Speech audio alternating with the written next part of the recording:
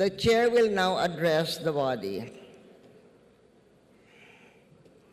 My dear colleagues in the House of Representatives, I thank you all for the support you've given me as your Speaker this past year. It was my relationship with you, characterized by solidarity and unity, driven by our common resolve to work towards the good of our people, which I relied upon to fulfill my role in this institution. Because of your tireless work and dedication, the 17th Congress has achieved genuine milestones that will benefit both the present and next generation of Filipinos. The Secretariat happily informs us that from July 23rd of last year, 250 of our bills have been passed into law. Congratulations. These 250 new laws were among the 880 measures that we passed, which in turn were among the almost 2,500 measures we processed this past year. All these translate to our having processed 45 measures a day, a testament to the tough work ethic of you, the members of the House. Thank you for that. The 880 measures we approved include all the bills highlighted by President Duterte in his 2018 State of the Nation address. Early on, I defined our principal objective in no uncertain terms as to carry out the legislative agenda of President Duterte, especially those he highlighted in his 2018 SONA. In the President's 2018 address, he asked for 48 hours to sign the Bangsamoro Organic Law after our approved version would have been transmitted to him. Our chamber ratified it the day after the SONA and sent it to him immediately, and he also immediately signed it into law. The Bangsamoro Law is at the forefront of the game-changing legislation that we have helped to enact. It provides a clear and strong hope that decades of poverty and conflict in Mindanao can finally be addressed, making way for a more peaceful, intimate, and unified community. The law itself is the result of decades-long peace negotiations between government and the rebel groups in Mindanao, mainly the MILF. It provides an all-encompassing definition of the Bangsamoro people and paves the way towards the realization of genuine autonomy and more robust development in the region. Our security of work tenure bill was something that the President added his voice to those of workers who wanted us to legislate ending the ENDO. Last May 28, we passed the bill harmonized with the Senate version. It is now ready for signing into law. The President urged the Congress to convene the Bicameral Conference Committee and pass at the soonest time the bill establishing the Coconut Farmers Trust Fund. He subsequently vetoed our enrolled bill, but the House passed a new version on third and final reading last May 27th. The President said that they and the Cabinet have approved for immediate endorsement to Congress the passage of a law creating the Department of Disaster Management. We passed the bill on third and final reading on October 1st, 2018. The President said that we need to switch from the quota system in importing rice to a tariff system where rice can be imported more freely. He asked Congress to prioritize that crucial reform, which we did, and he signed it into law last Valentine's Day. The Rice Tariffication Act supports our country's efforts to ensure food security and make our agricultural sector more viable, efficient, and globally competitive. The law lifts quantitative restrictions on rice, allowing Filipinos to have more access to more affordable rice. It also creates a rice competitiveness enhancement fund that will go to programs aimed at increasing the income of Filipino farmers. The fund shall amount to 10 billion pesos annually for the next 6 years and seeks to provide various assistance such as development of inbred rice seeds, rice farm equipment, and skills enhancement. The President said that he is committed to a comprehensive tax reform.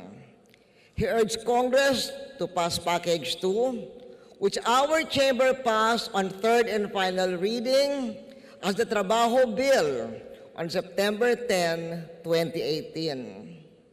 The President asked Congress to take seriously and pass the mining, alcohol, and tobacco tax increase, reform in property valuation, reform in capital income and financial taxes, and an amnesty program. Our chamber passed the mining tax on third and final reading in October 8 last year, and the alcohol tax on December 3rd. And tonight, together with the Senate, we ratified the tobacco tax and is now being readied for the President's signature. Our chamber passed the reform in property valuation on December 12, and the reform in capital income and financial taxes on December 3rd. As for the amnesty program, the Senate worked with us to come out with an enrolled bill that the President signed into law on Valentine's Day. I am biased when it comes to fiscal health because I attribute the restoration of our country's fiscal health during my administration as what provided a platform for the Philippines to eventually regain its investment-grade rating internationally, as well as the infrastructure program that built more and better. A healthy fiscal position and increased infrastructure, those were my core economic policies as President, and they are among the core economic policies of this administration as well. Those were the economic policies that reduced our poverty level from 39% when I assumed the presidency to 26% when I left the presidency. It was all anchored on fiscal reform. Now, we have President Duterte's fiscal program, which has brought our country's credit rating to just a notch below A, and which is poised to take our economy to the next level of development as an upper middle income country. If we achieve this administration's target of reducing poverty incidence to 14% by 2022, our country's collective managers, economic managers, would have, in just 2 decades from 2001 to 2022, reduced poverty from 39% to 14%. This would be a collective achievement our generation can be proud of. The President urged the speedy passage of the Universal Health Care Bill. We complied, and he signed it into law on February 20, 2019. This notable bill ensures that all Filipinos will get the health care they need when they need it. This means that every Filipino will be enjoying the right to have health assistance by becoming part of the National Health Insurance Program.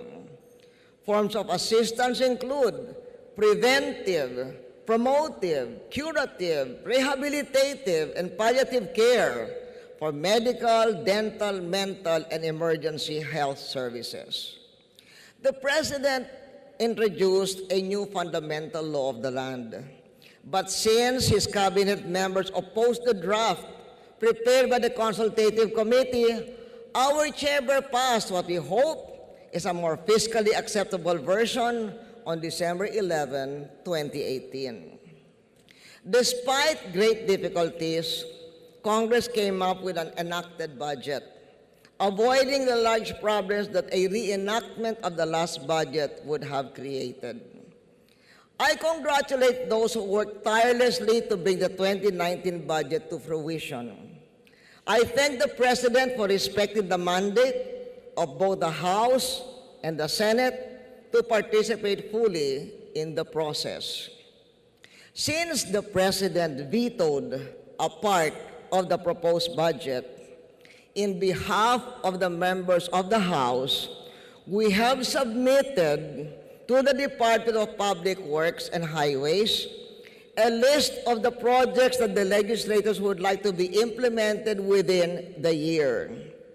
Our understanding is that the DPWH will check the projects that can be accommodated within its continuing appropriations or savings, subject to the department's evaluation on whether they are implementation ready. Many other notable bills were enacted in the 17th Congress, including the national ID system. Every Filipino citizen and even resident aliens will have a valid ID or all-in-one card for various transactions in the government and private sectors. To help our micro, small, and medium enterprises, as well as our farmers and fisherfolk, gain greater access to financing, our Congress passed the Personal Property Security Act. Personal properties, apart from one's house, can now be used as collateral for a bank loan. On the need to support our countrymen, especially our youth, to obtain jobs, they will find greater support through such laws as the Secondary School Career Guidance Council Act and the First-Time Job Seekers Act. Other notable laws passed during the third regular session include those which sought the following: the Department of Human Settlements and Urban Development, institutionalizing telecommuting as an alternative work arrangement for employees in the private sector, the Integrated Cancer Law, strengthening the policy on HIV/AIDS, providing for the special protection of children in situations of armed conflict, amending the Central Bank Act, institutionalizing energy efficiency and conservation. Indeed, we passed many other priority bills of the President, including those not mentioned in his 2018 SONA. Just last night, we ratified the Conference Committee's report on the Charter of the Cooperative Development Authority, the BCDA law, and the Davao Airport. Today were ratified. These bills are now being prepared for the President's signature. A truly working House we were. Even the recent midterm elections did not distract us from what needed to be done. I recognize and acknowledge the sterling assistance provided by our House Secretariat, from its leadership to its ranks, whose expertise and experience have been most instrumental to what we have accomplished. Maraming salamat sa inyong lahat, Secretariat.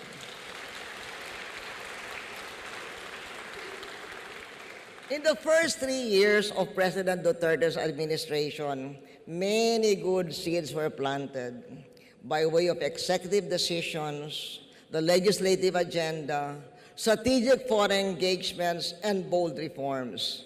In the remaining years of his term, We just all need to help in the implementation to harvest the fruits of those seeds within President Duterte's term.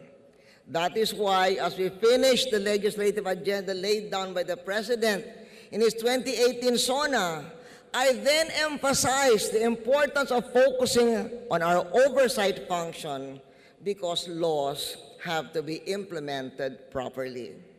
We re-energized the oversight committees to untangle the procedural knots and ensure smooth implementation.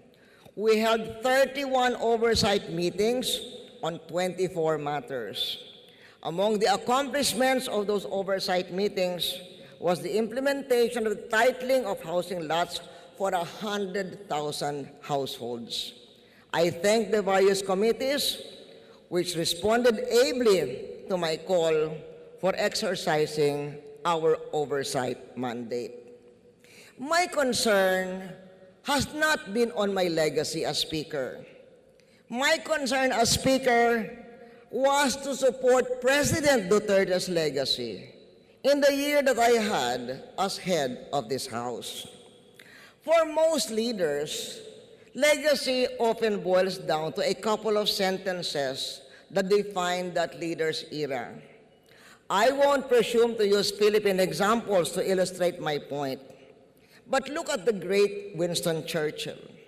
When all is said and done, what is remembered for, I think, is for his role as the rallying figure during the desperate days of the Battle of Britain, wherein he said, "Never had so much been owed by so many to so few." Look at John F. Kennedy. He is remembered for something as ephemeral as Camelot, that sense and style that the torch had been passed on to a new generation of his countrymen. In my case as president, I don't think I will have as dramatic a legacy as those giants of world history. I think my legacy will center around restoring our country's fiscal stability after a storm of financial crisis here and abroad. Our fiscal reforms expanded resources for infrastructure and development, after which, as I said, our poverty level went down from 39% to 26%. I thank God for giving me the real privilege to serve as president, which is the highest nationally elected position in the land, and then now as Speaker of the House, which is the highest ranking locally elected official of the Philippines. I thank God, but I also thank you because you elected me as Speaker. It was a pleasure working as a peer in Congress with many who were my allies and colleagues when I was president. But I'm also very gratified that as House Speaker, I was given more opportunity to work with our younger officials, our younger politicians. From what I have seen of them, their generation will serve our country very well indeed when their time comes. Congratulations to our young ones.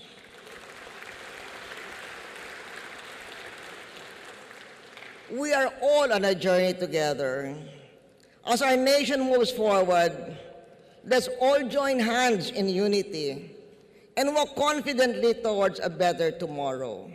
From the bottom of my heart, I thank you for giving me the honor and privilege of serving you. This session of the 17th Congress is adjourned sine die. Thank you. Thank you.